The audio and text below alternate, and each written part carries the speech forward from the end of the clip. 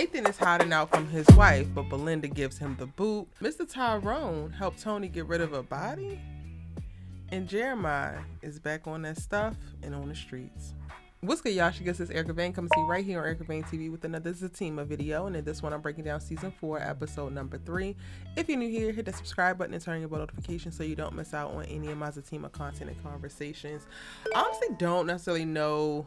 This is probably going to be a really short video because not a lot happened. In this episode, we wake up with ZAC and Fatima and they are having regular couple moment, kikiing, joking with one another, and they're preparing for their dinner party that they're gonna have later on that night. It's gonna be like a little potluck. However, Zach gets called into the office by Preston, so he can't do all of the things that he was supposed to be doing to help Fatima out. So they have a little bit of back and forth in reference to that. No surprise there, girl. You is his mama any damn way. He's gonna be your second child, so we're not surprised in how he behaved. Cool. He goes into the office and it just grates on my dang on nerves, y'all, how like easy life is for Zach. Like, he has everything handed to him.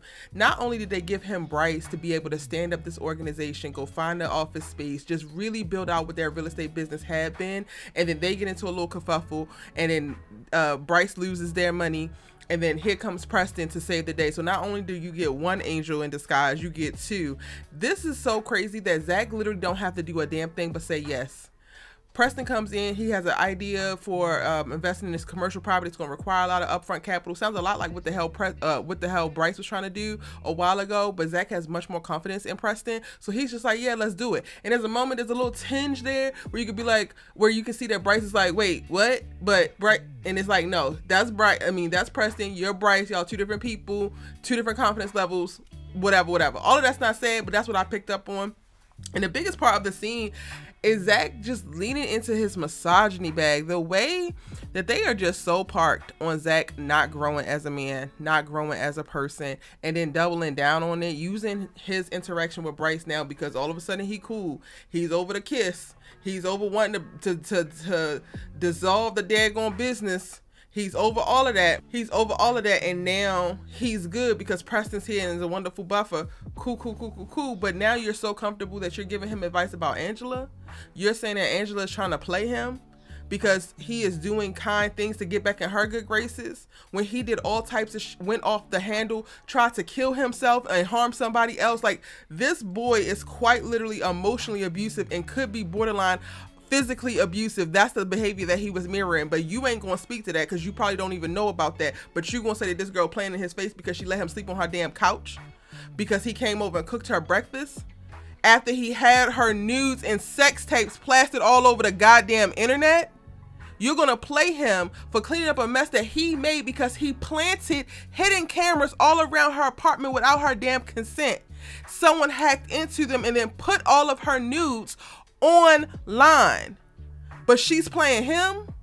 Zachary, please. It's like, I want to be off of Zach's neck. I want to let him slide, even though he ain't pulling his weight in the damn house. Fatima, big as a damn house, about to pop at any moment. She still got to do the laundry. She still got to mop the floors. She still got to clean. She still got to cook. She still got to do all of the things because she's marrying, engaged to a damn child.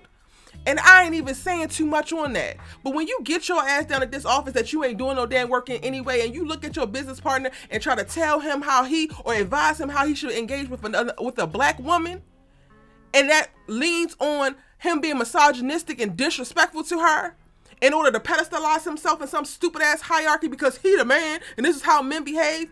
Goofies behave that way. Dumbasses behave that way. Males who deserve to be alone behave in the way that you're telling his ass to behave. Because Angela don't owe him a goddamn thing except a charge, if you ask me, because they would have been pressed had you put a hidden camera in my goddamn house and my news ended up all over the goddamn internet. What are we talking about, Zachary? And you're proud when you get back home and you debriefing with Fatima after you don't get none of the things that she asked you to get from the damn grocery store. Surprise. Yeah, I advised him to check Angela because she need to be put in her place. The moment my ears cut off, the moment I hear a male say woman needs to be put in her place, what the hell are you even talking about? What is my place? What is the place? I I am so over these incel ass men, but specifically the incel men who get sex. Why are you moving through life with an attitude, with a temperament, with a mindset, with behaviors of an involuntarily celibate individual when you get sex? You don't get to have it both ways. This is the problem. This is the problem. Fatima enables this so ZAC gets to still be the raggedy individual that he is. And now everybody gotta suffer because of it. Now your homegirl is catching strays from the goofy ass Asian man that won't leave her ass alone because she paying him dust any damn way, as she should, because your boyfriend put a battery in his stupid ass back to be a misogynist. This just made my head hurt even just talking about it. Just thinking about it make my goddamn head hurt. Moving on. Nathan, if you don't want your wife, why don't you get a divorce? If you don't want to live at home with your wife and your kids, why don't you get your own place and move out? If you don't like your life, why don't you do something to change it? Instead of cheating on your wife, abandoning your damn kids, and cutting all your corn chip ass toenails in Belinda's house. Belinda look good. I don't like Belinda as a character, but baby, the actress that plays her hair is so incredible. She is so beautiful. Like, I love to look at her, but can't stand the Belinda character. But in this episode, Belinda throws Nathan's ass out because he's been there for 3 days, and 3 days is a little bit too long. She need a break, and she need to let him go back to his wife. That's what she said. She don't mind sharing him. Belinda, I want better for you, baby. You can't possibly think that all you are worth is Nathan's crusty ass toes and ZAC at sloppy seconds. Do you see yourself, mama? When are we going to get the journey of her growth? When are we going to get the journey of her evolution? When are we going to get the aha moment? You know what? I don't have to be a raggedy hoe no more. Yeah.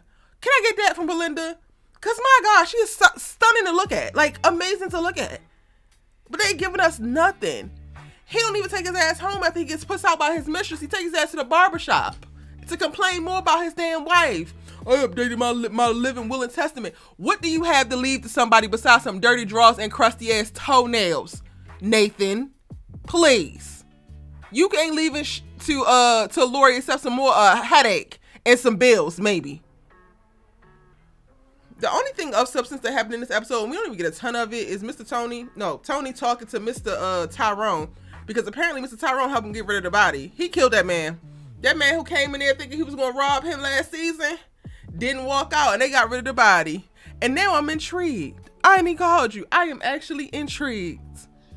I also need to update on what's going on with Connie, because y'all over here having dinner parties and ain't nobody called and told her nothing. Meanwhile, y'all breaking bread with Deja. Meanwhile, you breaking bread with Bryce. Why the hell Connie ain't get an invite? Everybody was in the comment section in my last videos. Well, they don't know because they moving through life and not even thinking about her. That's part of the problem. Like, yes, maybe she should offer up the information, but they're not even checking on her. The way that Connie was trying to move mountains to keep ZAC in check and make sure ZAC was cool last season, and he ain't even call her, haven't even checked on her. We don't see him doing nothing. Don't send a text, a smoke signal, or carrier pigeon, nothing. Yeah, they wrong for that. I don't give a damn what y'all talking about. They wrong for that. And then by the end of the episode, we get a moment where we get to see Jeremiah smoking crack in the projects and his mama come back to him in a vision. Child. Somebody sent me a video that I think BET Plus posted with the director and the writer of this season. And honestly, thank you for sending it, but I wish I didn't watch it because I'm a little bit disheartened by what I saw. The director and writer said that they don't give a damn about what happened before. This is what's happening now. And that to me feels like a slap in the face to the audience, because we've already invested watching 3 seasons of this show. So if you are abandoning or not really paying attention to what has happened before, then you're disregarding all the time and attention that the audience has put in prior to this.